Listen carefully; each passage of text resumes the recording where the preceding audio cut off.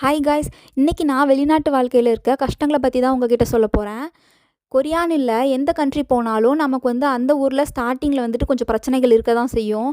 ஏன்னா நம்ம இந்தியாவில் தமிழ்நாட்டில் அந்த ஊர் வழக்கப்படி நம்ம பழகியிருப்போம். ஸோ புதுசாக வேறு நாட்டுக்கு போகும்போது ரொம்பவே கஷ்டமாக இருக்கும். ஃபஸ்ட்டு எனக்கு நான் கொரியாவில் என்ன ஃபேஸ் பண்ணேன்னு பார்த்தீங்கன்னா, லாங்குவேஜ். நான் இந்தியாவில் இருக்கும்போது இங்கிலீஷ் எல்லாம் தமிழில் படித்தேன். இங்கே ஃபுல் அண்ட் ஃபுல் கொரியனில் தான் இருக்குது.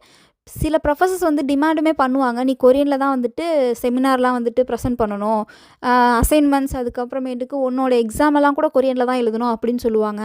அதெல்லாம் ரொம்ப கஷ்டமாக தான் இருக்கும். சில ப்ரொஃபஸர் பாவம் பார்த்து, இல்லை நீ இங்கிலீஷில் எழுதுறதுனால எழுது, இல்லை கொரியன் ப்ளஸ் இங்கிலீஷில் எழுதுனாலே எனக்கு பிரச்சனை இல்லை அப்படின்னு சொல்லிவிடுவாங்க. அதுக்கப்புறம் லோக்கல் பீப்புள்ஸ்கிட்ட கூட நம்மளால் கம்யூனிகேட் பண்ணவே முடியாது. இதுதான் ஃபஸ்ட்டு பிரச்சனை. செகண்ட் பிரச்சனை என்னன்னு பார்த்தீங்கன்னா, வெதர் தான். இங்கே குளிர் அடித்தாலும் பயங்கரமாக குளிரும், வெயில் அடித்தாலும் பயங்கரமாக வெயில் அடிக்கும். நம்ம ஊர் வெயிலை விட இங்கே பயங்கரமாகவே இருக்கும். குளிர் மைனஸில் போகும் ஆட்டோமேட்டிக்காக. உங்களுக்கே தெரியும், நம்ம தமிழ்நாட்டில் குளிர் அப்படின்றது ரொம்பவே ரேர் தான். கோயம்புத்தூர் சைடு, இந்த கொடைக்கானல் ஊட்டியில் இருக்கவங்களுக்கு வேணால் குளிர் இருக்குமே ஒழிய, இங்கே குளிருன்றது பனி பெய்யும், மைனஸில் இருக்கும். அதனால் நமக்கு ஸ்டார்டிங்கில் ரொம்பவே பிரச்சனையாக இருக்கும். மூணாவது பார்த்தீங்க அப்படின்னா ஃபுட்டில் நான் ஏன் சொல்கிறேன் அப்படின்னு பார்த்தீங்கன்னா, நம்ம இந்தியாவில் குறிப்பாக தமிழ்நாட்டில் நம்ம ஒரு மாதிரி சாப்பிட்ருப்போம். காரமாக இருக்கும் ஃபுட்டு, அது மாதிரி உப்பு காரம்லாம் நல்லாவே இருக்கும். பட் கொரியாவில் எனக்கு என்ன பர்சனலாக தோணுன்னு பார்த்தீங்கன்னா, காரம் சுத்தமாகவே இருக்காது. எல்லா சாப்பாடுமே எனக்கு இனிக்கிற மாதிரியே இருக்கும். அது மட்டும் இல்லாமல் இவனுங்க 3 வேளைக்குமே நான்வெஜ் தான் சாப்பிட்றாங்க. இவங்களுக்கு வெஜிடேரியன்னு பார்த்தோன்னா அந்த ஆப்ஷனே இங்கே கிடையாது. அதாவது வேகன் அப்படின்றது ரொம்பவே இங்கே 1% தான் இருப்பாங்க. அந்த மாதிரி வச்சுக்கலாம். கேக்லேருந்து இங்கே இருக்க எல்லா ஸ்நாக்ஸ் அண்ட் ஃபுட் எல்லாத்துலேயுமே நமக்கு நான்வெஜ் மிக்ஸ் பண்ணியிருப்பாங்க.